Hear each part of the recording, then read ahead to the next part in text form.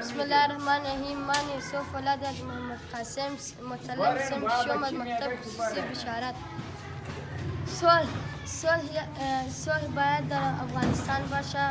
خیلی ما از جنگ سیر شدیم. چند ساله که جنگ در سال 2000 میلادی امریکایا همه طالبان را با یک شو از بسته افغانستان پاک کرد و حالا میخواد از ما استفاده کنه که 21 سال میشه. 21 سال 2000 تا حالا امریکایا از ما استفاده میکنه و از غصب نمیخواد که طالبان از افغانستان اوز کنه تا از ما استفاده کنه. و بسم الله الرحمن الرحیم. نام هلال احمد ولد حاجت الله.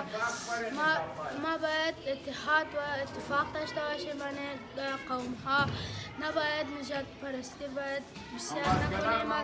ما اگه بلوچ هستم، ما دوتا بلوچ هستیم، از یک قوم هستیم و اگه تاجیک باشه، ازبک باشه، ترکمن باشه، هر چیزی که باشه اونا مثل برادر ما اونا را مثل برادر خود دوست داریم و هر وقت اونا برادر ما خواهند بود.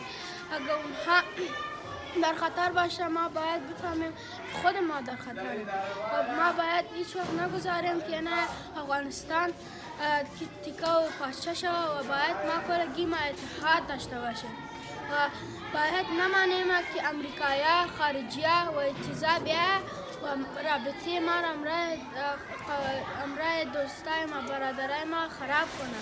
باید هیچ وقت نگذاریم و دیگه ایرم میگم که ما میخوایم که صلح بیایه با افغانستان و ما بیخی خسته شدم از که نه جنگ بایزی افغانستان و بیخی تیکه و پارچه شده افغانیا.